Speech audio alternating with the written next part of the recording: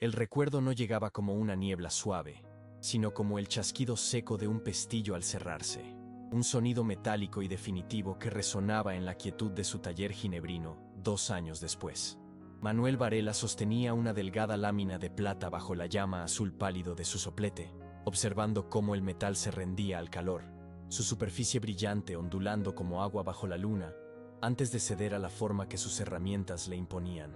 El aire olía a la familiar alquimia de su oficio, el perfume acre del fundente de bórax, el aroma limpio y mineral de la plata caliente y el tenue rastro de aceite de linaza con el que pulía los mangos de palisandro de sus martillos de repujado. Cada partícula de polvo que flotaba en los rayos de sol que se colaban por el ventanal del ático parecía cargada de memoria, cada una un eco de su antiguo taller en el barrio de las Letras de Madrid. Allí, el aire había estado más cargado del humo de carbón y del aroma a cera de las iglesias cercanas, pero el lenguaje del metal era el mismo. Era un lenguaje de paciencia, de fuerza controlada, de una transformación silenciosa que convertía la materia inerte en un receptáculo de belleza. Y era en ese silencio, con las manos firmes y la mirada fija, donde la memoria de aquella tarde de noviembre le asaltaba con una violencia cortés, tan afilada y precisa como el buril con el que grababa un monograma. No fue un grito, ni una puerta cerrada de golpe. La sociedad de la que ella formaba parte no recurría a vulgaridades tan evidentes. La herida se la habían infligido con la delicadeza de un cirujano, a través de una nota entregada por un lacayo cuyo rostro impasible era una máscara de deferencia estudiada. El papel era grueso, de un color crema pálido, con el escudo de los Rivadavia grabado en seco en la esquina superior. Las palabras, escritas con una caligrafía elegante y contenida, eran una obra maestra de la ambigüedad cortés, una daga envuelta en el más fino terciopelo.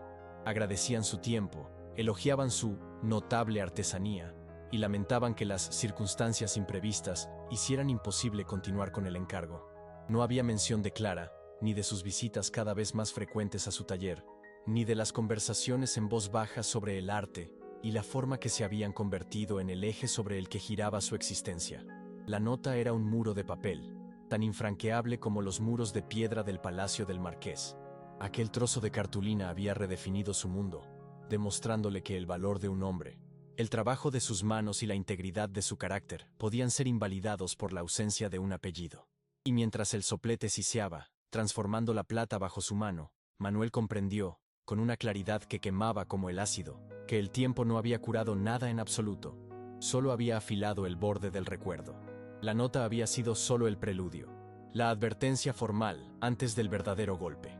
El verdadero final había tenido lugar en el despacho del marqués de Rivadavia, un santuario de caoba oscura, cuero español y el silencio pesado del dinero antiguo.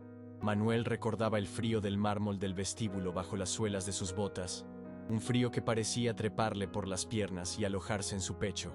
El mayordomo le había conducido a través de salones donde los retratos de antepasados con miradas severas le juzgaban desde sus marcos dorados, sus ropajes de seda y sus condecoraciones un recordatorio silencioso del abismo que le separaba de aquel mundo. El marqués, un hombre de hombros encorvados por el peso de su linaje más que por la edad, le recibió de pie junto a una chimenea en la que el fuego crepitaba con una discreción aristocrática. No le ofreció asiento. El gesto, o la ausencia de él, lo dijo todo.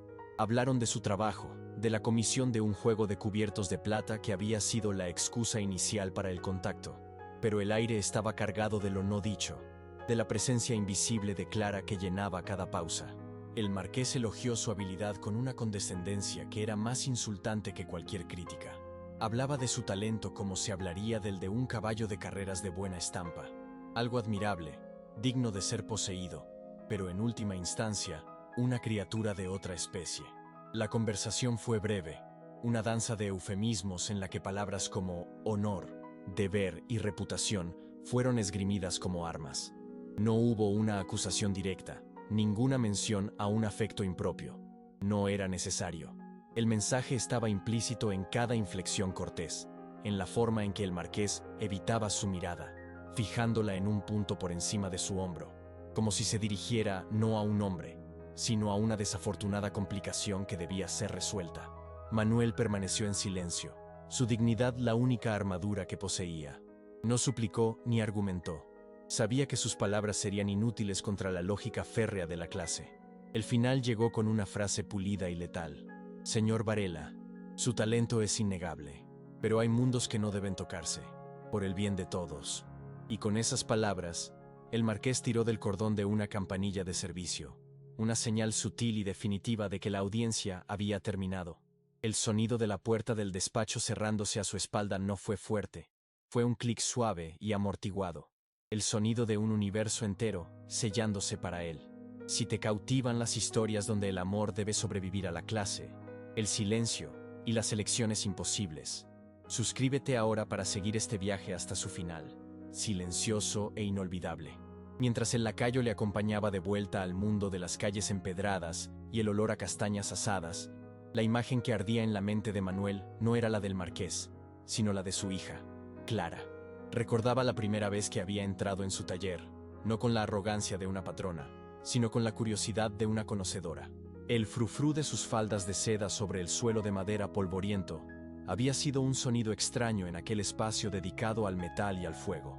Se había movido entre los bancos de trabajo con una gracia contenida, sus dedos enguantados rozando apenas la superficie de un brazalete a medio terminar, sus ojos grises, serios y profundos, examinando cada detalle con una inteligencia que le desarmó. No miraba las piezas por su valor monetario, sino por la historia que contaban, por las horas de trabajo impresas en cada curva y en cada textura.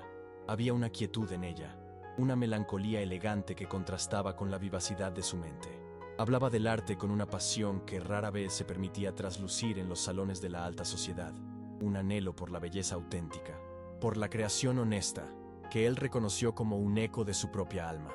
Sus visitas se habían convertido en un ritual clandestino, un interludio de sinceridad en un mundo de apariencias.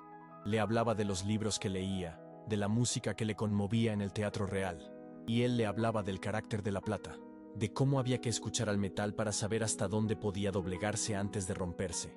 En su presencia, él no era el artesano Varela, era Manuel, y ella no era la señorita de Alvear, era Clara. Pero incluso en esos momentos de conexión, él había percibido la jaula invisible que la rodeaba. La sentía en la tensión de su postura, en la forma en que su sonrisa se desvanecía demasiado rápido, en la sombra de una obligación no mencionada que a veces velaba su mirada. Él había entendido que ella era tan prisionera de su nombre, como él lo era de la falta de uno. Pero tras la fría cortesía de su padre, una duda terrible comenzó a corroerle. ¿Había sabido ella de aquella entrevista? ¿Había sido cómplice de su propia desaparición de su vida? La pregunta que se había negado a formular durante 2 años resurgió con la fuerza de una marea. ¿Supo ella alguna vez la verdadera razón? ¿O simplemente aceptó el silencio como una forma de consentimiento? Antes de que el mundo del marqués interviniera, antes de que las puertas se cerraran con un clic amortiguado, había existido un objeto que era la manifestación física de todo lo que no podían decir. Un broche, una camelia de plata que Manuel había comenzado a crear no como un encargo, sino como una necesidad. La había visto llevar una camelia blanca en el pelo durante una de sus visitas, y la imagen de la flor perfecta contra la oscuridad de su cabello recogido se había grabado en su mente. Durante semanas había trabajado en el broche en secreto, después de que su aprendiz se hubiera marchado y el silencio de la noche envolviera la calle de las Huertas. No era un trabajo, era una devoción. Cada pétalo fue forjado y repujado individualmente, dándole una curvatura única y una textura mate que parecía absorber la luz en lugar de reflejarla, imitando la suavidad aterciopelada de la flor real. Rechazó la idea de añadirle diamantes o cualquier otra piedra. La ostentación habría sido una traición a la esencia de Clara, a su elegancia discreta. La belleza del broche debía residir en su forma, en la pureza de la plata y en la honestidad de la artesanía. Era una pieza que hablaba de admiración, no de posesión. El proceso fue un diálogo íntimo entre él y el metal. Recordaba el siseo del soplete al soldar el delicado pistilo, el ritmo constante y meditativo del martillo de cincelar, dando vida a las venas de cada hoja, el olor a cera caliente y a polvo de esmeril. Sus manos, normalmente cubiertas de la suciedad del oficio, se movían con una delicadeza casi reverencial. Estaba intentando capturar no solo la apariencia de una flor, sino la sensación de quietud y perfección que ella le inspiraba. Era un amor silencioso, traducido al único lenguaje que dominaba por completo. Nunca tuvo la oportunidad de dárselo. Cuando la nota del marqués llegó, el broche estaba casi terminado, a falta solo del pulido final. Se convirtió instantáneamente en un monumento a lo que podría haber sido, en un tesoro y una tortura. Lo guardó en una pequeña caja forrada de terciopelo negro, un secreto dentro de un secreto.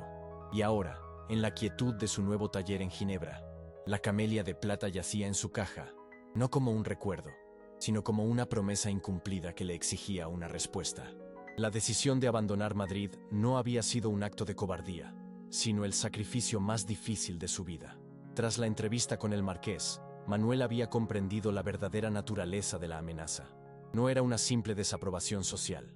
Había algo más, una presión económica que no se había atrevido a nombrar. A través de discretas indagaciones, uniendo susurros oídos en las tabernas y la observación atenta de las columnas de sociedad, había empezado a vislumbrar la frágil situación financiera de la familia Alvear. El antiguo título del marqués era una fachada que ocultaba deudas crecientes y propiedades en decadencia. Y en ese escenario había aparecido un nuevo actor, Nicolás Mendoza, un industrial de Bilbao cuyo dinero nuevo y pujante era tan vasto como su ambición social. Mendoza no necesitaba amor, necesitaba un nombre, y el de Alvear era uno de los más antiguos y respetados de España.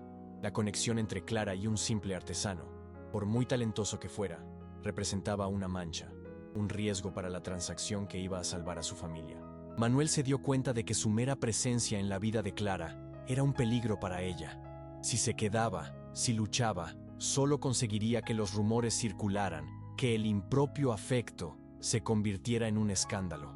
Y un escándalo habría dado a Mendoza la excusa perfecta para retirar su oferta, condenando a los Alvear a la ruina pública y a la desgracia. Su amor, o lo que aspiraba a serlo, se había convertido en un arma que podía destruir a la mujer que deseaba proteger. Así que eligió el único camino honorable que le quedaba: desaparecer. Vendió su taller, recogió sus herramientas y se marchó a Ginebra, una ciudad donde el mérito de un relojero o un orfebre se medía por la precisión de su trabajo, no por la pureza de su sangre. Tuvo que permitir que Clara creyera que la había abandonado, que su afecto era tan superficial que podía ser borrado por un desaire. Tuvo que sacrificar su imagen ante sus ojos para salvaguardar su futuro. Durante 2 años, el dolor de ese malentendido fue el combustible que alimentó su ambición. Trabajó sin descanso, perfeccionando su arte hasta que su nombre, Varela, comenzó a susurrarse en los círculos de la realeza europea. No buscaba la riqueza por sí misma, sino la única arma que el mundo respetaba: la reputación. Ahora había regresado a Madrid, no como el humilde artesano que había sido expulsado, sino como un maestro aclamado internacionalmente, porque sabía, con la certeza de un mecanismo de relojería perfectamente calibrado, que en una ciudad tan pequeña y tan cruelmente ordenada como Madrid, sus mundos estaban destinados a colisionar de nuevo.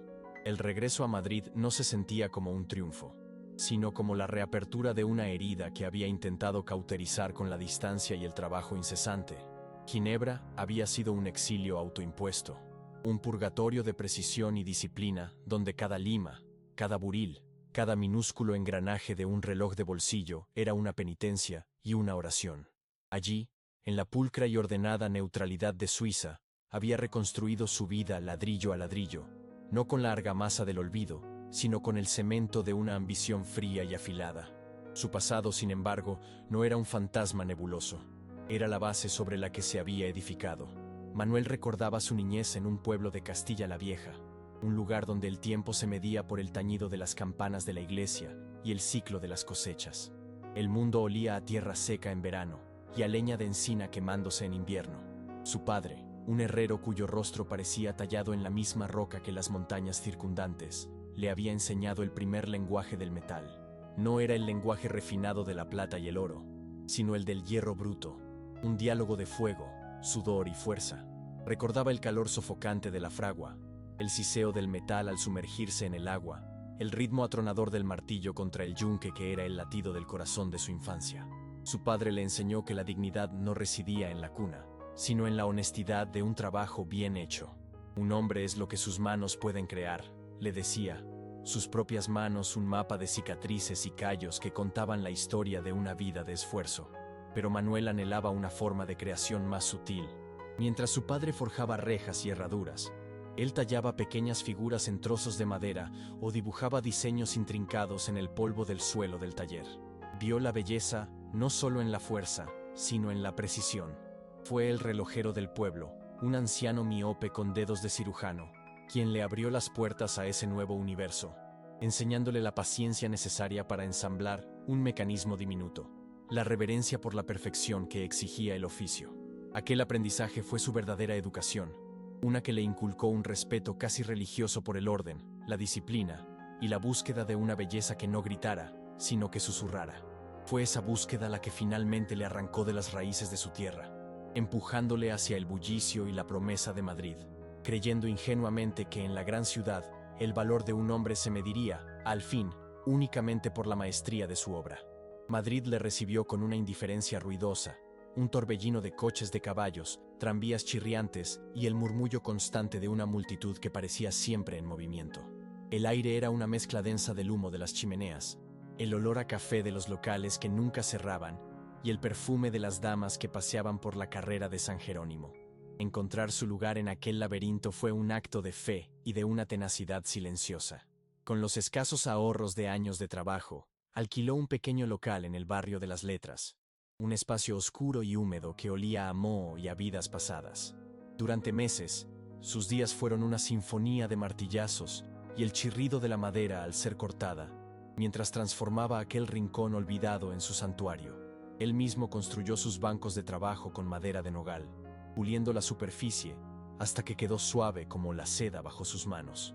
Organizó sus herramientas con una precisión militar, los buriles en hileras ordenadas por tamaño, los martillos de repujar colgados en ganchos de latón, las limas guardadas en estuches de cuero que él mismo había cosido. El taller no era solo un lugar de trabajo, era una extensión de su ser, un microcosmos de orden y control en una ciudad que a menudo parecía caótica. Su reputación se construyó lentamente, no a través de anuncios o patrocinios, sino por el boca a boca, un susurro que pasaba de un cliente satisfecho a otro.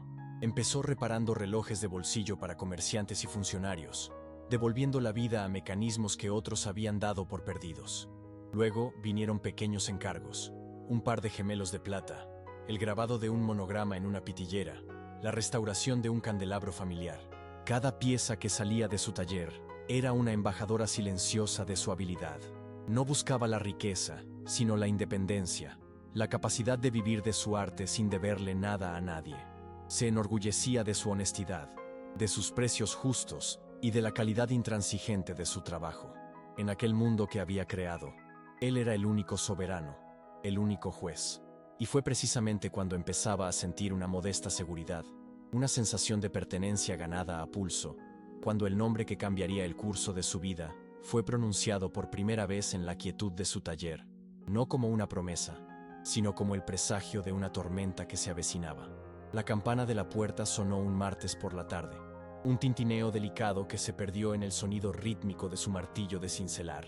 Cuando levantó la vista, esperando encontrar a un recadero o a un cliente habitual, el mundo pareció detenerse por un instante.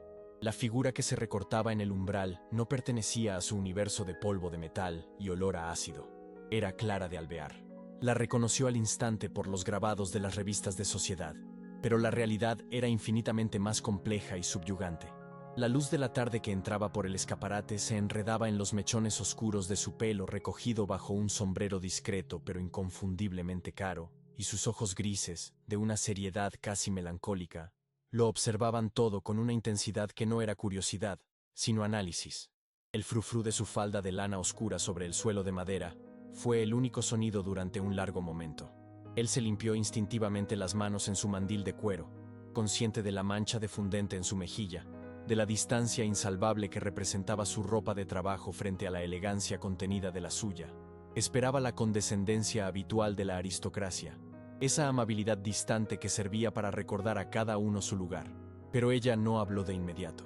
Se movió por el taller con una gracia silenciosa, sus dedos enguantados apenas rozando la superficie de un brazalete a medio terminar. No miraba los objetos como quien evalúa una mercancía, sino como quien lee un texto.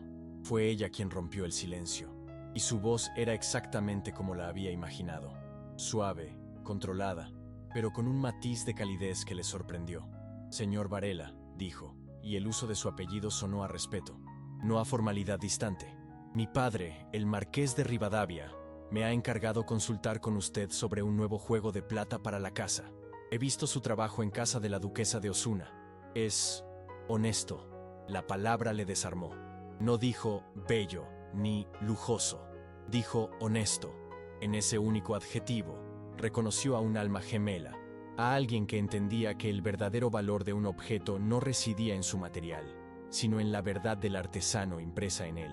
Ella comenzó a hacerle preguntas, no sobre el precio, sino sobre el proceso, sobre el equilibrio de una cuchara, sobre la tensión superficial de la plata fundida. Y mientras él respondía, se dio cuenta de que no estaba hablando con una clienta, sino con una interlocutora, y sintió como la primera y más peligrosa grieta aparecía en el muro que había construido alrededor de su corazón. Sus visitas se convirtieron en un ritual secreto, una anomalía bendita en la rutina ordenada de sus semanas. Siempre llegaba con el pretexto de supervisar el progreso del encargo de los Rivadavia, una excusa tan delgada como una lámina de plata batida, pero que ambos aceptaban como el velo necesario para proteger aquellos encuentros. El taller se transformaba en su presencia. El aire, normalmente impregnado del olor metálico y químico de su oficio, parecía suavizarse, mezclándose con el tenue aroma a violetas que emanaba de su ropa. Para Manuel, aquellas horas eran un interludio en un mundo paralelo, donde las rígidas leyes de la sociedad madrileña quedaban en suspenso. Dejaban de ser el artesano y la hija del marqués, para convertirse simplemente en Manuel y Clara. Las conversaciones, que habían comenzado con la técnica del repujado y la pureza de las aleaciones, pronto derivaron hacia terrenos más íntimos, y por tanto, más peligrosos. Ella le hablaba de los libros que leía en secreto, de Galdós y de Clarín, autores considerados demasiado realistas, demasiado crudos para una señorita de su posición. Él, a su vez, le confesaba sus propias ambiciones, no de riqueza, sino de crear una pieza única, una obra que trascendiera la mera artesanía para convertirse en arte. Descubrió en ella una mente aguda y un espíritu aprisionado, una profunda apreciación por la belleza que chocaba constantemente con la jaula dorada de sus obligaciones. Él le enseñó a distinguir los diferentes tipos de plata por el sonido que emitían al ser golpeados suavemente, y ella le describió la música de Wagner, que había escuchado en el Teatro Real, intentando traducir las emociones de la orquesta en palabras. Eran dos mundos que se tocaban, se reconocían y se anhelaban a través de la barrera invisible, pero omnipresente de la clase social. Él era dolorosamente consciente de cada gesto, la forma en que ella se quitaba los guantes de cabritilla, revelando unas manos pálidas y esbeltas, la manera en que él siempre se lavaba las manos con jabón de sosa antes de mostrarle un dibujo, un pequeño acto de respeto que ella siempre parecía notar. Un día, mientras él le explicaba un boceto para el salero, sus manos se rozaron sobre el papel. Fue un contacto fugaz, la piel de sus nudillos contra la suavidad de sus dedos, pero la descarga fue tan intensa que ambos retiraron las manos como si se hubieran quemado. No dijeron nada, pero el aire del taller se cargó de una electricidad palpable, y el silencio que siguió fue más elocuente y aterrador que cualquier confesión. El momento que lo cambió todo no fue uno de tensión, sino de una libertad tan inesperada que resultó subversiva. Clara estaba examinando uno de los candelabros que formaban parte del encargo, su rostro serio y concentrado, mientras seguía con el dedo el contorno de una hoja de acanto. Manuel trabajaba en silencio en su banco. El sonido de su lima sobre el metal era un susurro constante, para romper la formalidad que a veces descendía sobre ellos como una niebla. Él hizo un comentario en voz baja, casi para sí mismo, sobre un cliente anterior, un nuevo rico que le había pedido que grabara sus iniciales en oro en cada uno de los dientes de un tenedor. Creía que así la comida le sabría a más, murmuró Manuel con una ironía seca. Esperaba una sonrisa educada, una inclinación de cabeza. En cambio, Clara soltó una carcajada. No fue una risa contenida, de salón, sino un sonido genuino, cristalino y espontáneo que llenó el taller y pareció hacer vibrar el aire. Por un instante, la máscara de la señorita de Alvear se desvaneció por completo, revelando a una joven cuya alegría era tan pura como sorprendente. Sus ojos grises brillaron con una luz que él nunca había visto, y el hoyuelo que se formó en su mejilla izquierda le pareció el detalle más exquisito que jamás hubiera contemplado. Él se encontró sonriendo también, una sonrisa amplia y sin reservas, y en ese instante compartido de humor y complicidad, la distancia entre ellos se evaporó. Eran solo un hombre y una mujer riendo juntos en una habitación tranquila. La magia se rompió tan rápido como había llegado. El sonido de las ruedas de un carruaje sobre los adoquines de la calle, un sonido ordinario y cotidiano, penetró en el santuario del taller y les devolvió bruscamente a la realidad. La risa de Clara se cortó en seco. La sonrisa se desvaneció de su rostro y la compostura regresó como un velo que se corre. La alegría fue reemplazada por una sombra de pánico. La conciencia de que aquel momento de naturalidad era una transgresión, un lujo que no podían permitirse. Se alisó un pliegue inexistente de su falda y la formalidad regresó a su postura. Aquella risa, que había sido un regalo, se convirtió de repente en una prueba de su imprudencia, un recordatorio de que cada momento que pasaban juntos era un riesgo que ella, mucho más que él, estaba corriendo. Él sabía que nunca podría ofrecerle las joyas que otros hombres le regalarían, esos diamantes y rubíes que eran el lenguaje aceptado del cortejo en su mundo, símbolos de estatus y de transacción. Cualquier regalo de valor por su parte habría sido una presunción, una vulgaridad que habría insultado la naturaleza de su conexión. Sin embargo, el deseo de darle algo, una pequeña muestra material de la veneración que sentía por ella, se convirtió en una necesidad silenciosa. La oportunidad se presentó de la forma más modesta. Durante una de sus visitas, ella había sacado un pequeño volumen de poemas de Becker de su manguito, y él observó que usaba una simple tira de papel doblada como marcapáginas. La imagen de aquel trozo de papel insignificante entre las páginas de un libro que ambos amaban se le quedó grabada. Aquella noche, después de cerrar el taller, se quedó trabajando hasta tarde bajo la luz sibilante de la lámpara de gas. Tomó una delgada lámina de plata sobrante, un trozo que otros habrían fundido de nuevo. Con un cuidado infinito, la cortó, la limó y la pulió, dándole la forma de una pluma estilizada. No le añadió ningún adorno, ninguna piedra, ningún grabado ostentoso.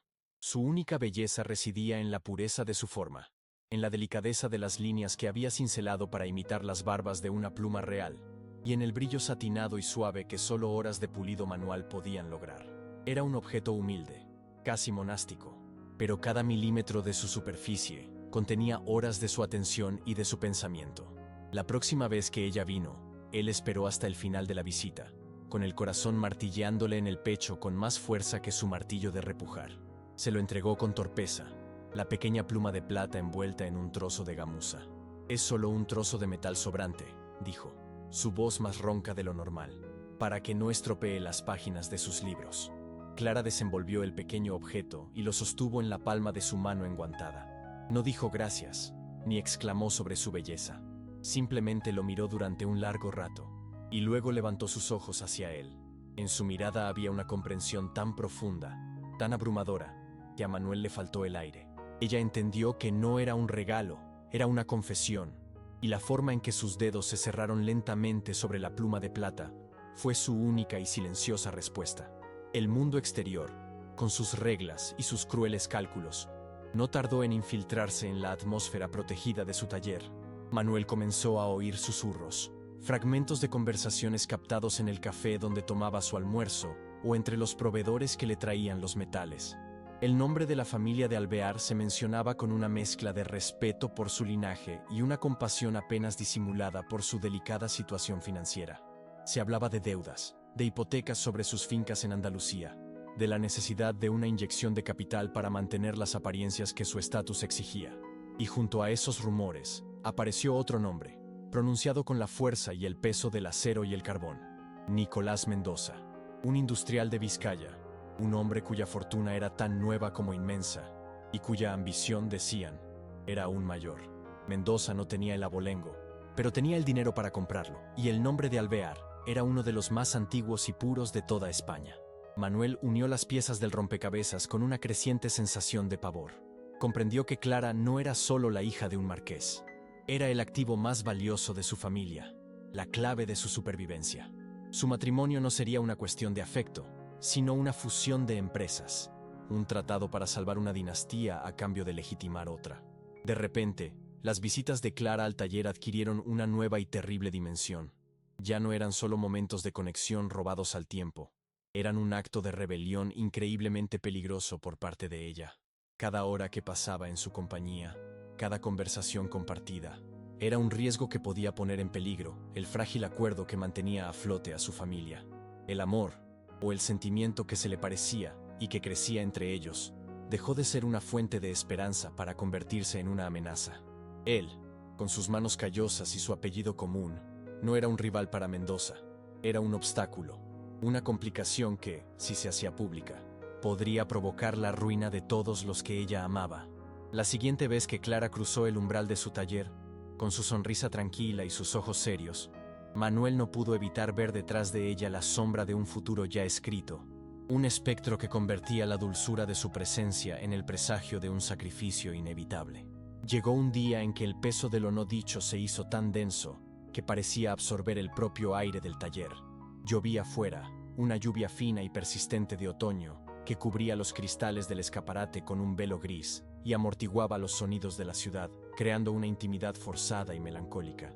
Clara se había demorado más de lo habitual, usando el pretexto del mal tiempo para alargar su visita. Estaban de pie junto a la ventana, mirando las siluetas borrosas de los transeúntes que pasaban con sus paraguas. Ninguno de los dos hablaba. El único sonido era el crepitar del fuego en la pequeña estufa de carbón y el tic-tac rítmico de un reloj de sobremesa que él estaba reparando. En ese silencio, Manuel sintió la urgencia de romper todas las barreras, de decir las palabras que se agolpaban en su garganta, que la amaba, que huyera con él, que construyeran una vida juntos basada en el respeto mutuo y el trabajo honesto, lejos de las obligaciones y las deudas de su apellido. Podía imaginarse esa vida en Ginebra o en París, en un lugar donde su talento fuera su única carta de presentación. Pero al mirar su perfil recortado contra la luz gris, la delicada firmeza de su mandíbula, la tristeza resignada en la curva de sus labios, supo que esas palabras eran imposibles. Pedirle que abandonara a su familia sería un acto de egoísmo supremo. Sería pedirle que traicionara la esencia misma de su ser, ese sentido del deber que era a la vez su prisión y su columna vertebral. Ella debió sentir la tormenta que se libraba en su interior, porque se giró lentamente para mirarle. Sus ojos no mostraban miedo ni duda, sino una calma profunda y desoladora. Era la mirada de alguien que ha aceptado su destino. No hacía falta que le hablara de Mendoza, ni de la ruina de su padre. Él lo vio todo en la profundidad de aquella mirada gris. Vio la renuncia, el sacrificio, y, debajo de todo ello, un afecto tan real y tan inalcanzable como una estrella lejana. Era una promesa y una despedida contenidas en un solo instante de perfecta y dolorosa comprensión. Finalmente, ella desvió la vista, recogió sus guantes y se dirigió hacia la puerta, mientras el sonido del pestillo al cerrarse resonaba en el taller ahora vacío. Manuel comprendió que su silencio compartido acababa de sellar un pacto más irrevocable y trágico que cualquier juramento pronunciado en voz alta. El pacto tácito, sellado en el silencio de aquella tarde de lluvia, alteró la atmósfera del taller de una forma tan fundamental como si las leyes de la física hubieran cambiado. El aire, antes un medio de conexión, se había vuelto denso, un aislante que amortiguaba el sonido y enfriaba el contacto. Cuando Clara regresó una semana después, supuestamente para aprobar el diseño final de las salseras, Manuel sintió el cambio en el instante en que el tintineo de la campana de la puerta anunció su llegada. Ya no entró con aquella curiosidad contenida que la hacía parecer una exploradora en un territorio desconocido y fascinante. Entró con la compostura de una inspectora cumpliendo con un deber. Su saludo fue cortés, una fórmula social pronunciada con la entonación perfecta, pero desprovista de la calidez subyacente que él había llegado a atesorar. Llevaba un vestido de lana gris marengo, de un corte severo que parecía una armadura, y no se quitó los guantes. El gesto, tan pequeño, fue un grito en el silencio. Antes, siempre se los quitaba, un acto de confianza, un deseo de sentir la textura de los bocetos, la frialdad del metal. Ahora, sus manos enguantadas creaban una barrera infranqueable. La conversación se ciñó estrictamente al encargo. Habló de las proporciones, de la legibilidad del monograma, usando un lenguaje técnico que parecía extraído de un manual. Él respondió con la misma formalidad profesional, explicando las complejidades de la soldadura, el proceso de pulido, su voz sonando extraña a sus propios oídos, como la de un actor recitando un papel aprendido. El taller, su santuario de orden y creación, se había transformado en una sala de audiencias. Cada herramienta en su sitio, cada martillo colgado en su gancho, parecía ahora parte de un decorado, no de una vida. El olor a bórax y a metal caliente ya no era el perfume de su oficio, sino un recordatorio de su condición, el olor de la clase trabajadora. Él la observaba mientras ella examinaba los dibujos, buscando una fisura en su máscara de perfecta compostura. un destello en sus ojos grises que delatara a la mujer que había reído con él. Pero no encontró nada. Su rostro era un estudio de serena impasibilidad. El espacio entre ellos, antes cargado de una electricidad silenciosa, ahora estaba lleno de un vacío gélido. Cuando ella se preparó para marcharse, hubo un instante, un latido suspendido en el tiempo, en el que sus miradas se encontraron. Él vio en el fondo de sus pupilas una desolación tan profunda que le robó el aliento, pero fue un atisbo fugaz, ahogado de inmediato por la disciplina. «Excelente trabajo, señor Varela», dijo ella, su voz un murmullo controlado. «Mi padre quedará muy satisfecho». Y con esas palabras, se dio la vuelta, y él supo que el nombre de Manuel había sido enterrado para siempre bajo la losa de un apellido. Las visitas, que habían sido el eje sobre el que giraba su existencia, se volvieron esporádicas y luego cesaron por completo. Pasó una semana, luego 2. El silencio en el taller se hizo más profundo.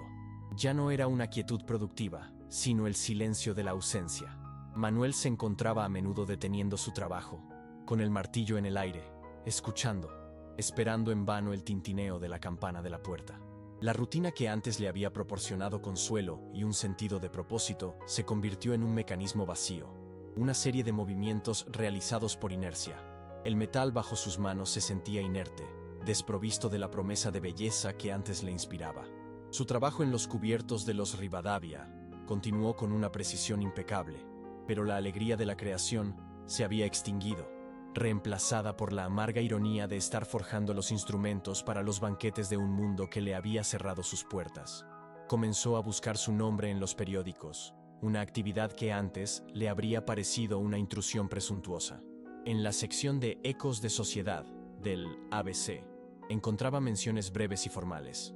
El marqués de Rivadavia y su distinguida hija, la señorita Clara de Alvear, asistieron anoche a la ópera en el Teatro Real. Una brillante recepción tuvo lugar en el Palacio de los Duques de Medinaceli.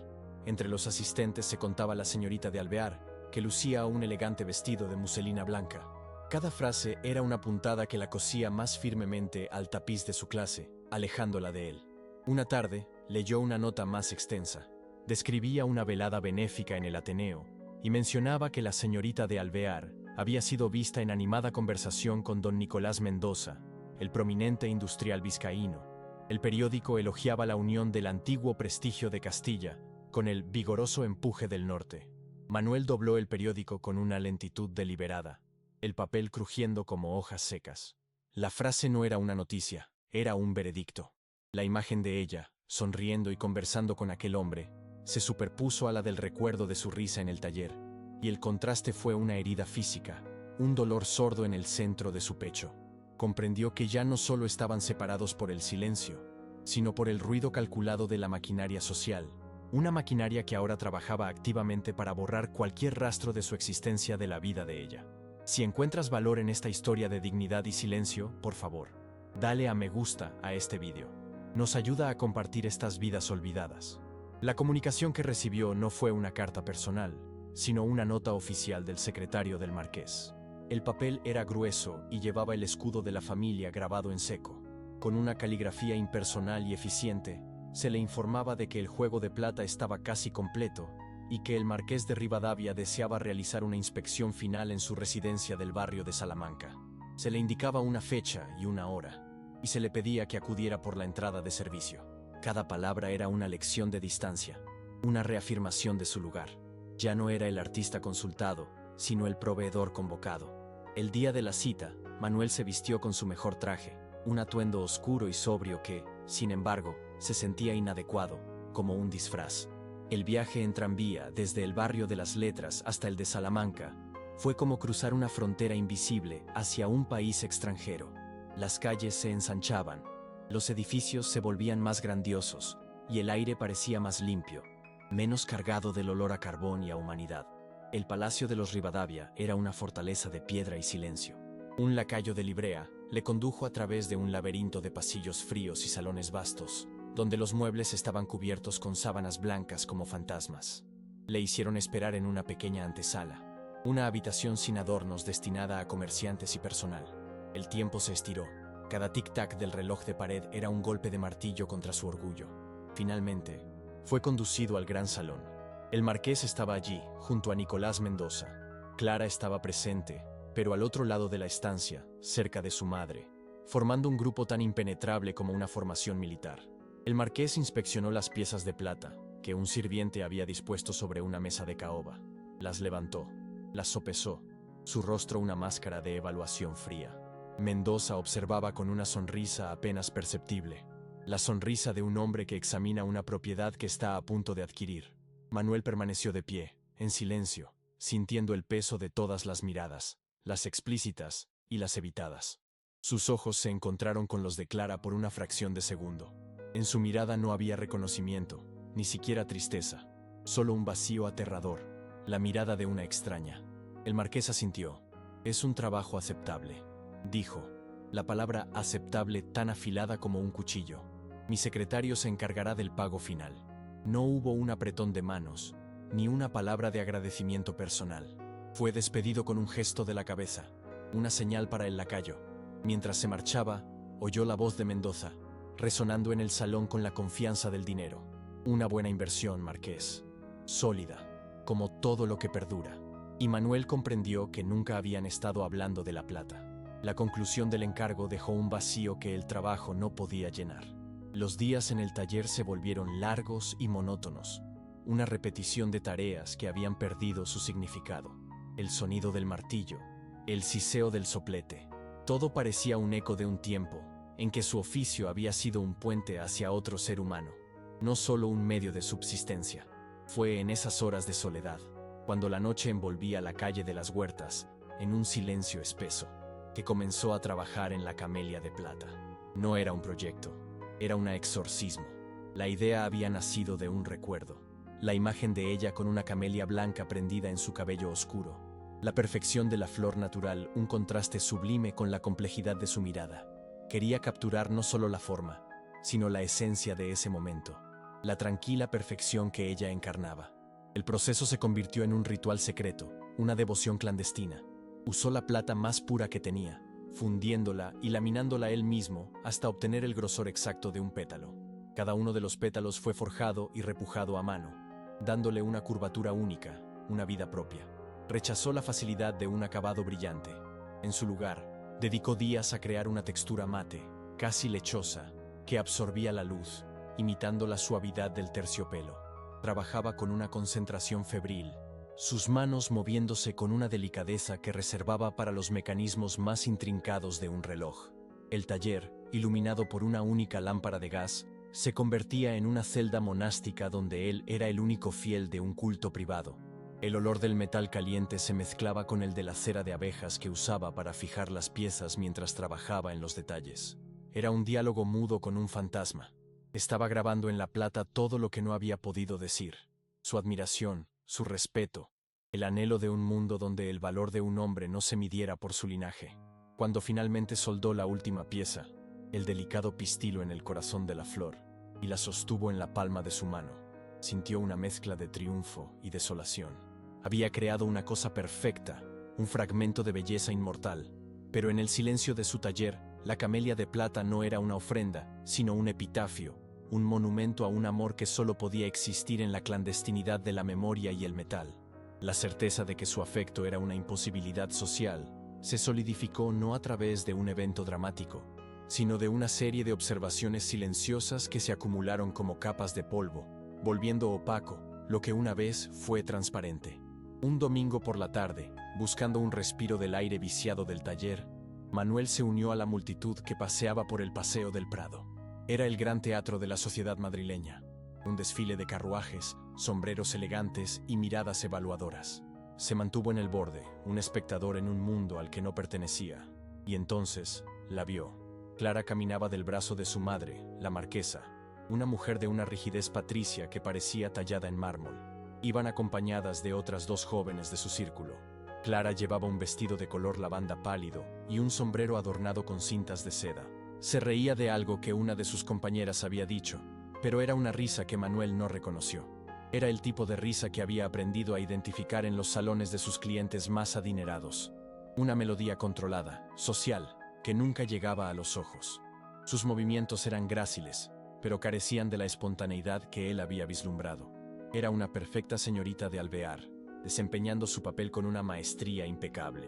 Él se quedó inmóvil, medio oculto por el tronco de un castaño de Indias, sintiéndose como un espía. Observó cómo saludaban a otros conocidos, el intrincado ritual de las inclinaciones de cabeza, las sonrisas medidas, las frases corteses intercambiadas como si fueran tarjetas de visita. En todo aquel elaborado ballet social, no había lugar para un artesano del barrio de las letras. No era que fuera odiado o despreciado, era, de una manera mucho más cruel, simplemente irrelevante, una categoría de persona que no existía en su universo.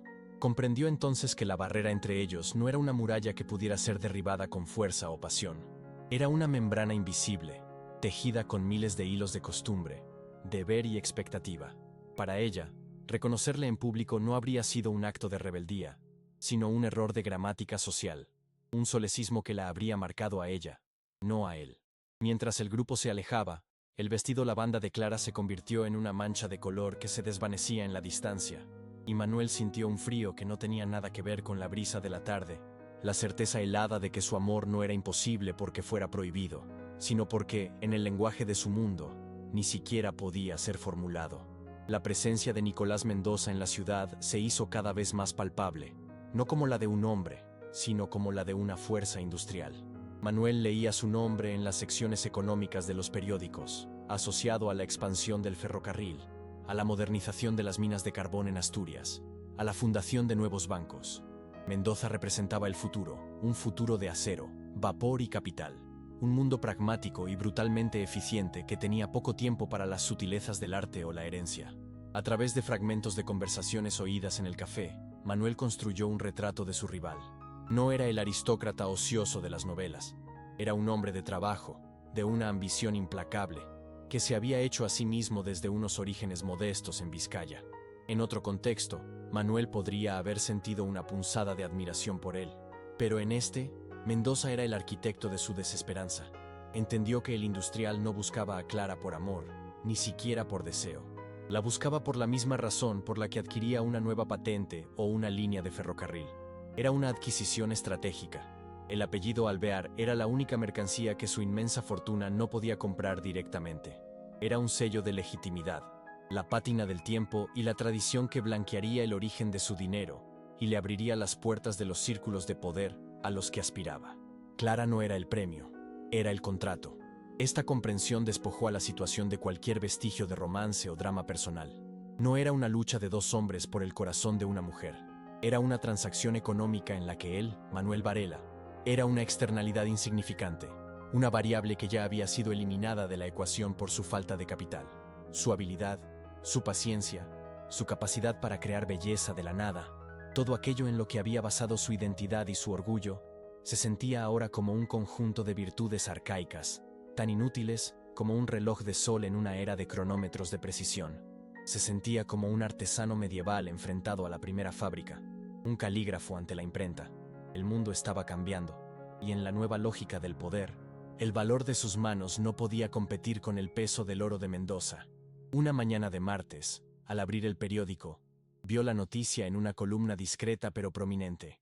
El texto, formal y escueto, anunciaba el compromiso oficial entre la señorita Clara de Alvear y de Rivadavia y don Nicolás Mendoza y Urrutia, y la ciudad de Madrid no pareció ni estremecerse. La noticia del compromiso no fue una sorpresa, pero su carácter definitivo, impreso en tinta negra sobre el papel barato del periódico, tenía el peso de una lápida. Durante días, Manuel se movió por su taller y por la ciudad como un autómata, la realidad envuelta en una neblina de irrealidad. Realizaba sus tareas con la misma precisión de siempre, pero sus manos parecían pertenecer a otro hombre. El mundo exterior continuaba su ritmo indiferente. Los tranvías chirriaban, los vendedores pregonaban sus mercancías, las campanas de las iglesias marcaban las horas. Para él, sin embargo, el tiempo se había detenido en el instante en que leyó aquellas palabras. Una noche, incapaz de soportar la quietud opresiva de su taller, salió a caminar sin rumbo. La ciudad, bajo el resplandor amarillento de las farolas de gas, era un escenario de contrastes violentos. Las fachadas iluminadas de los palacios del Paseo de la Castellana proyectaban largas sombras sobre las calles adyacentes, sombras en las que se refugiaban los que, como él, no tenían un lugar bajo las luces. El sonido de las ruedas de un carruaje sobre los adoquines húmedos, el eco de una risa lejana desde un balcón, Cada detalle era un recordatorio del abismo que le separaba del mundo de ella. Se encontró frente al Teatro Real, el edificio un monolito de cultura y poder, y la imaginó dentro, en el palco familiar, sentada junto a Mendoza, su rostro una máscara de serena aceptación, cumpliendo con su deber mientras una parte de su alma moría en silencio. No sintió ira, ni siquiera celos en el sentido convencional. Sintió una profunda y abrumadora tristeza, una piedad no solo por sí mismo, sino también por ella, prisionera en su jaula dorada. Regresó al taller en las horas previas al amanecer, cuando la ciudad estaba en su momento más silencioso. El aire frío olía a pan recién horneado de alguna panadería cercana. Encendió una lámpara y, con un movimiento deliberado, sacó la pequeña caja de terciopelo negro de su escondite. Abrió la tapa. La camelia de plata yacía en su interior, su superficie mate capturando la escasa luz y devolviendo un brillo suave y fantasmal. No era un símbolo de amor perdido, era un testamento de un amor que había sido real, aunque silencioso e imposible. Sosteniéndola en la mano, sintiendo su peso frío y sólido, tomó una decisión. No era una rendición, era un acto de preservación. Si no podía darle un futuro, al menos podía proteger la integridad de su pasado. Con una calma que le sorprendió, comenzó a envolver sus herramientas más preciadas en paños de aceite, su mente ya trazando un mapa hacia el exilio, hacia un lugar donde el único nombre que importara fuera el que un hombre se forjaba para sí mismo. El viaje a Ginebra había sido financiado por un secreto que Manuel guardaba, con la misma reverencia con la que trataba a sus herramientas más antiguas. No era una fortuna, ni una herencia de un pariente lejano y noble que convenientemente alterara su estatus. Era algo mucho más humilde, y por tanto, más sagrado. El legado de don Anselmo, el anciano relojero de su pueblo que le había enseñado a ver el universo en el diminuto escape de un volante. A su muerte, años antes de que Manuel conociera a Clara, le había dejado una pequeña caja de caudales de hierro con una nota. Dentro no había joyas ni títulos de propiedad, sino una cantidad modesta pero significativa de francos suizos de oro, fruto de toda una vida de trabajo frugal y de inversiones discretas en la floreciente industria relojera helvética. Para que tus manos nunca dependan del capricho de los ignorantes, decía la nota en una caligrafía temblorosa. El arte necesita libertad, no cadenas, por muy doradas que sean. Durante todos sus años en Madrid, Manuel nunca había tocado aquel dinero. Vivía de su trabajo, encontrando un orgullo feroz en su autosuficiencia. Aquel pequeño tesoro no era un recurso, era un juramento. Era la encarnación de la independencia que su mentor le había legado. Cuando la maquinaria social de los Rivadavia y los Mendoza le aplastó, la tentación de usarlo fue una punzada breve y vergonzosa. Podría haber intentado algo, quizás comprar una participación en un negocio, presentarse como algo más que un simple artesano. Pero la idea misma le pareció una profanación. Usar el dinero de don Anselmo para jugar al juego de la aristocracia habría sido traicionar su memoria y el principio fundamental sobre el que había construido su vida, que el valor de un hombre residía en su habilidad, no en su bolsillo. Así que, en la noche silenciosa que siguió a la lectura del anuncio de compromiso, tomó su decisión. Usaría el legado no para ascender, sino para escapar, para reconstruirse en un lugar donde los principios de don Anselmo no eran una excentricidad romántica, sino la base de la sociedad. Mientras envolvía sus buriles en paños de aceite, cada herramienta un recuerdo de una conversación con Clara.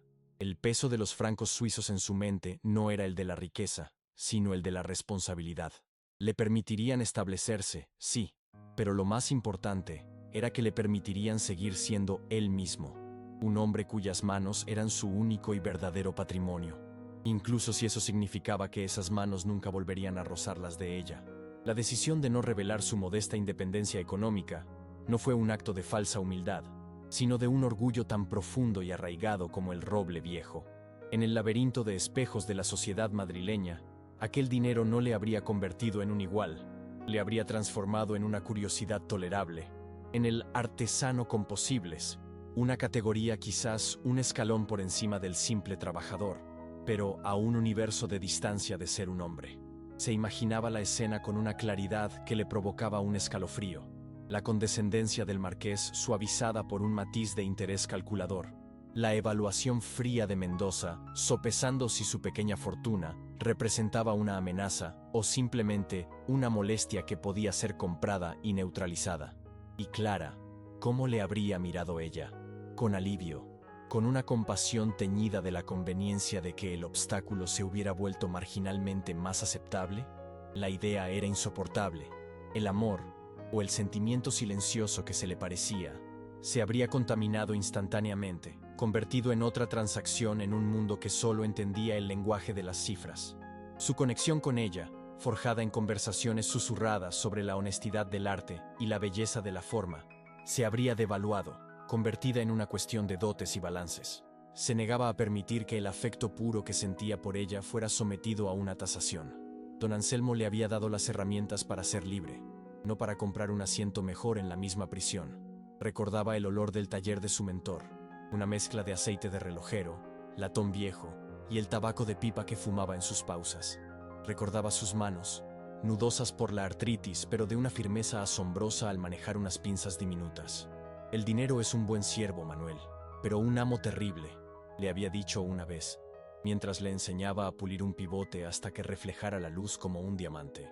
En el momento en que lo usas para ser quien no eres, te has vendido. Y Manuel comprendió que revelar su secreto no le habría acercado a Clara, le habría alejado para siempre de sí mismo, del hombre que su padre y don Anselmo le habían enseñado a ser.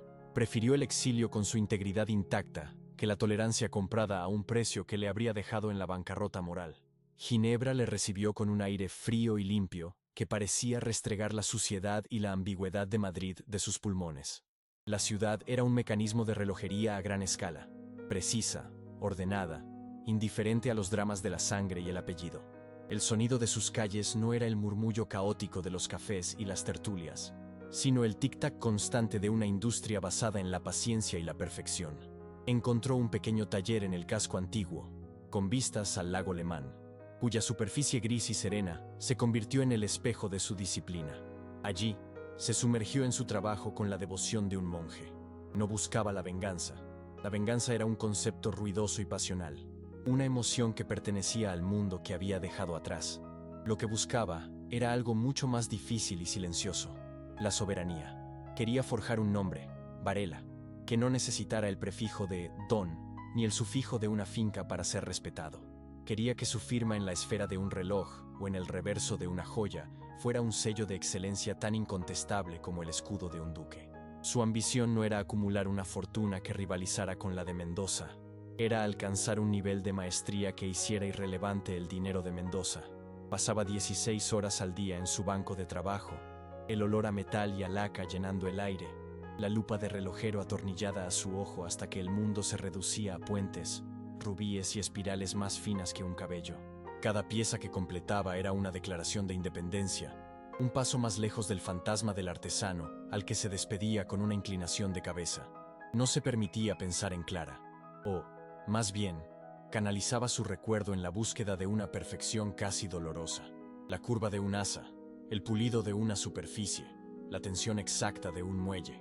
Todo era un homenaje a la belleza tranquila que ella encarnaba y que él ya no podía contemplar. Su regreso a Madrid, 2 años después, no fue un acto de confrontación. No volvió para reclamar nada ni para demostrar su nuevo estatus. Volvió porque la soberanía que había alcanzado en el exilio se sentía incompleta. Una fortaleza construida en tierra extranjera que necesitaba ser probada en el único lugar donde su derrota había sido absoluta. El nuevo taller que estableció en una discreta calle cerca del Parque del Retiro era la antítesis de su antiguo local en el barrio de las Letras. Era espacioso, luminoso, con grandes ventanales que dejaban entrar la luz del norte, ideal para el trabajo de precisión. Las paredes estaban pintadas de un gris pálido, y las herramientas, una mezcla de sus viejos compañeros de confianza y nuevas adquisiciones suizas de acero brillante, estaban dispuestas con la lógica de un cirujano.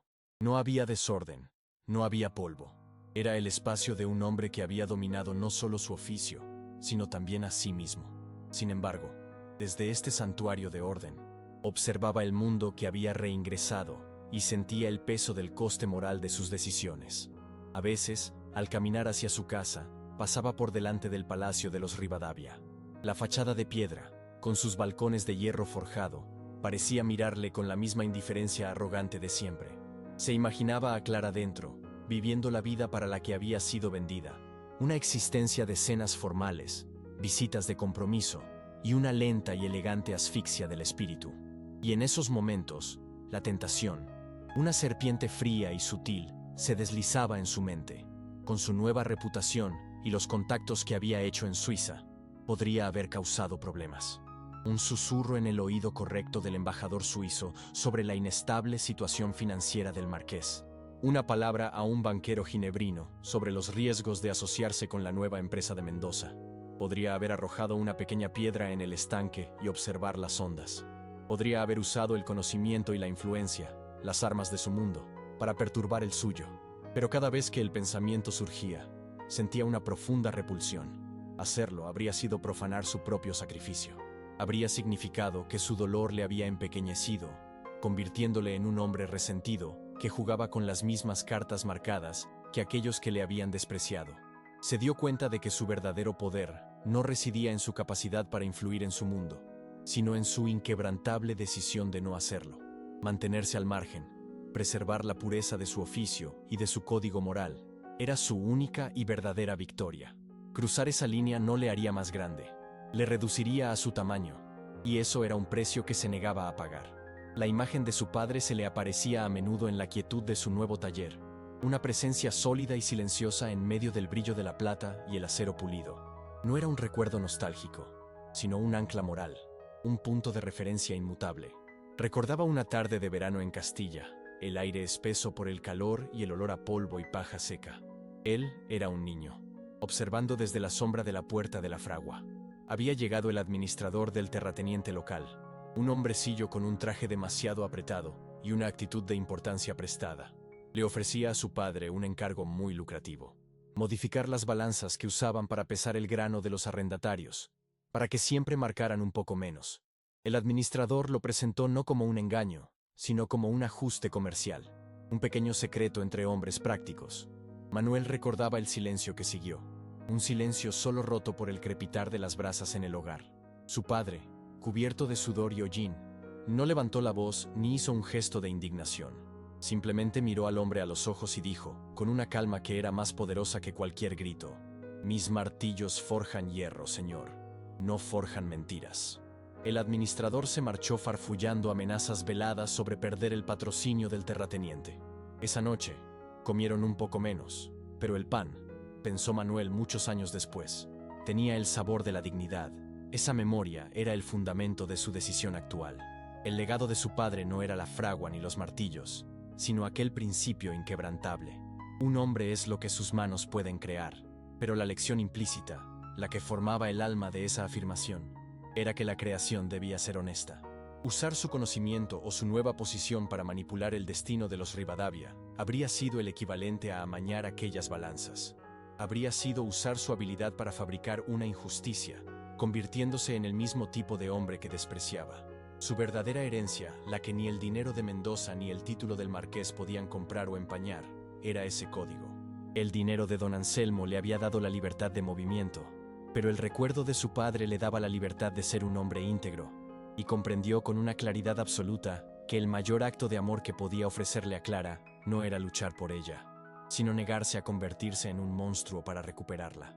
Una noche, bajo la luz verde y suave de su lámpara de trabajo, sacó la camelia de plata de su caja forrada de terciopelo.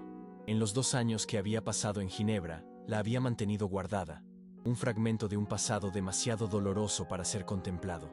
Pero ahora, al sostenerla en la palma de su mano, ya no sentía el dolor agudo de la pérdida, sino la tranquila certeza de una verdad finalmente comprendida. El broche ya no era un monumento a un amor fallido. Se había transformado, al igual que él. Ahora veía en sus pétalos mate, que absorbían la luz en lugar de reflejarla con ostentación, la encarnación física de su elección. Era la prueba tangible de un afecto que se había negado a ser transaccional.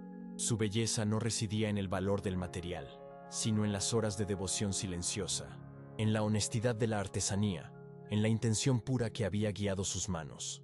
Era un amor que no pedía nada, que no buscaba poseer, que simplemente existía por la admiración de su objeto, como una oración que no espera respuesta. Comprendió que debía dárselo. no como un intento de reavivar una llama, ni como un reproche por lo que podría haber sido. Debía dárselo como el capítulo final de su historia silenciosa, una comunicación en el único lenguaje que ambos habían compartido sin reservas, el de la belleza honesta. Sería un acto de cierre, una forma de decirle, sin palabras, que su sacrificio no había sido una rendición, sino una afirmación de sus principios. Sería una forma de devolverle a ella una parte de su propia historia, demostrarle que su influencia en su vida no había sido borrada, sino destilada en un objeto de belleza permanente. No sabía cómo reaccionaría ella, ni qué consecuencias tendría aquel gesto. No le importaba. El acto en sí era el propósito. Era la restauración final de su propia agencia, una elección libre y deliberada, no una reacción al poder de otros. Con un movimiento lento y meditado, cerró la tapa de la caja de terciopelo. El suave clic que resonó en el silencio del taller no fue un sonido de finalidad, sino de propósito. El sonido de un mecanismo delicado y complejo que finalmente se ponía en marcha, listo para cumplir con su inevitable y peligroso destino. La tarea de entregar el broche se llevó a cabo con la precisión silenciosa de un mecanismo de relojería. Manuel no lo llevó él mismo. Un acto así habría sido una confrontación, una vulgaridad que habría traicionado la esencia misma del gesto. En su lugar, confió la pequeña caja de terciopelo a su nuevo aprendiz, un joven suizo serio y discreto que había traído consigo de Ginebra, un muchacho que no sabía nada de Madrid, de sus jerarquías ni de sus historias no contadas. Le dio instrucciones sencillas: entregar el paquete al mayordomo del Palacio de los Rivadavia, para la señorita de Alvear. No había nota, ninguna tarjeta con un mensaje, solo la caja, un objeto mudo y denso de significado. Mientras el aprendiz se marchaba, con el paquete en el bolsillo interior de su chaqueta, Manuel sintió como si una parte de su propio cuerpo se estuviera alejando. Regresó a su banco de trabajo, pero no pudo concentrarse. Sus manos, normalmente tan firmes y seguras, se sentían extrañamente ligeras, vacías. El taller, su nuevo santuario de luz y orden, parecía de repente demasiado grande, demasiado silencioso. El aire olía a laca y a metal limpio, pero para él era el olor de la finalidad. Había liberado el último testigo material de su historia compartida. Ahora, el objeto existía en el mundo de ella, un mundo al que él no tenía acceso. Se imaginó la escena con una claridad dolorosa. La caja entregada en una bandeja de plata. La curiosidad de Clara. El suave clic de la tapa al abrirse. El brillo mate de la camelia bajo la luz de los candelabros. ¿Qué vería ella? ¿Un reproche? ¿Un recuerdo? ¿O entendería la verdad más profunda, que no era un regalo, sino una restitución? La devolución de un fragmento de su propia alma que él había guardado en custodia. No esperaba una respuesta. Cualquier comunicación de ella sería un riesgo catastrófico, una imprudencia que no le desearía. Había arrojado la pieza al tablero de juego de ellos, no como un movimiento estratégico, sino como un acto de abdicación. Había renunciado a su única y silenciosa posesión, y al hacerlo se había liberado del peso de la esperanza, una carga que, se dio cuenta en ese momento, era mucho más pesada que la de la desesperación. El resto del día lo pasó limpiando y ordenando herramientas que ya estaban inmaculadas, el movimiento repetitivo un bálsamo para su mente agitada. Cuando la noche cayó sobre Madrid, cerró el taller y se quedó en la oscuridad, escuchando los sonidos de la ciudad. Cada carruaje que pasaba, cada risa lejana, parecía un eco de un mundo que seguía girando, indiferente a la pequeña y silenciosa detonación que él acababa de provocar. Y en el silencio que siguió, un silencio más profundo que cualquier otro que hubiera conocido, Manuel comprendió que había arrojado una verdad de plata al corazón de un mundo de oro, y ahora solo podía esperar el sonido del impacto. Los días que siguieron fueron una lección de control, una disciplina autoimpuesta contra la tiranía de la imaginación. Manuel se sumergió en un encargo complejo: la restauración de un reloj astronómico del siglo XVIII para el embajador suizo. El trabajo requería una concentración absoluta, un diálogo con engranajes y espirales tan delicados que un simple aliento podía desalinearlos. Era el antídoto perfecto para la agitación de su alma. En el universo ordenado de la micromecánica, no había lugar para la ambigüedad de las emociones humanas. Sin embargo, el mundo exterior se filtraba, como el polvo fino que se cuela por las rendijas de una ventana cerrada. No buscaba noticias, pero éstas le encontraban. Un fragmento de conversación oído en el café donde almorzaba, Dos hombres de negocios hablando en voz baja sobre la sorprendente fragilidad de las nuevas empresas de Mendoza. Un titular en la sección económica del periódico sobre una caída inesperada en las acciones de las acerías del norte. Y luego, la pieza clave, encontrada en una pequeña y discreta columna en la sección de sociedad del ABC. No era un anuncio, sino la ausencia de uno. La nota simplemente mencionaba que el marqués de Rivadavia y su familia se habían retirado a su finca de Andalucía antes de lo previsto esta temporada, citando la delicada salud de la marquesa. Era el lenguaje de la catástrofe social, un eufemismo tan transparente como el cristal más fino. El compromiso se había roto. Manuel leyó la noticia 3 veces, el papel temblando ligeramente en sus manos. No sintió triunfo, ni la amarga satisfacción de la venganza. Sintió un respeto abrumador, casi doloroso, por el coraje de ella. Ella había aceptado la camelia no como un adorno, sino como una armadura, y había ido a la batalla. Se imaginó el coste de esa victoria, la ruina financiera, el ostracismo social, la furia de 2 de los hombres más poderosos de España, y comprendió con una claridad terrible que su propia presencia en Madrid, el aclamado artesano Varela, era ahora la mayor amenaza para ella. Si alguien llegaba a conectar los puntos, si un simple rumor unía su regreso con la ruptura del compromiso, el sacrificio de Clara sería despojado de su dignidad, reducido a la historia vulgar de una señorita encaprichada con un artesano. Su honor, que ella había rescatado de las ruinas de su fortuna, sería manchado. Supo entonces que su última obra maestra no sería una pieza de plata o de oro, sino un acto de desaparición, un último y silencioso pulido para preservar el brillo de un honor que ahora, y para siempre, compartían. Estaba en el Parque del Retiro, en una tarde de finales de otoño, dando el que sabía que sería su último paseo por Madrid. El aire era frío y olía a tierra húmeda y a las castañas asadas que vendían en los puestos cercanos.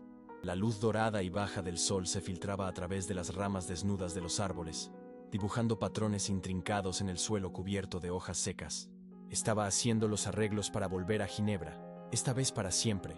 Su taller, el símbolo de su regreso y de su soberanía ganada, ya estaba en proceso de ser vendido a su aprendiz suizo. Se sentía en paz, una calma melancólica y profunda. La aceptación de que algunos lugares y algunas vidas, por mucho que se amen, no están destinados a ser nuestros. Y entonces la vio. Caminaba por el sendero que bordeaba el estanque, sola. No llevaba los vestidos elaborados de la alta sociedad, sino un sencillo abrigo de lana oscura, de un corte elegante pero modesto. No había joyas, ni plumas en su sombrero, y en la solapa de su abrigo, como una estrella solitaria en un cielo de invierno, llevaba la camelia de plata. El corazón de Manuel no se aceleró, se asentó, encontrando su ritmo final y verdadero. Sus miradas se cruzaron a través de la distancia. No hubo sorpresa en sus ojos, solo un tranquilo reconocimiento.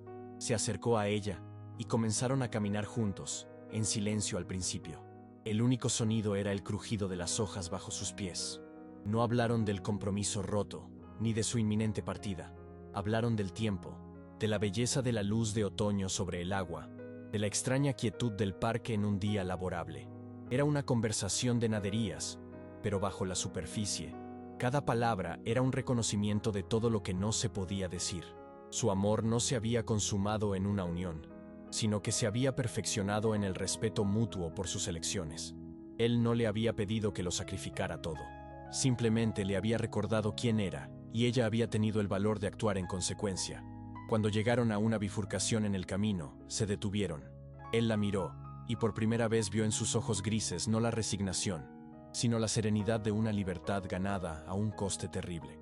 Ella era más hermosa ahora, en su dignidad silenciosa, de lo que nunca lo había sido en los salones de baile. «Adiós, señor Varela», dijo ella, su voz suave pero firme. «Adiós, señorita», respondió él. No hubo ningún otro gesto. Se dieron la vuelta y tomaron caminos separados. Él no miró hacia atrás, porque sabía que la verdadera riqueza no era lo que uno poseía, sino aquello por lo que uno se negaba a luchar de la manera equivocada, lo que se negaba a comprar, suplicar o reclamar. Si crees que la verdadera dignidad es la única riqueza que importa, comparte esta historia. Gracias por escuchar.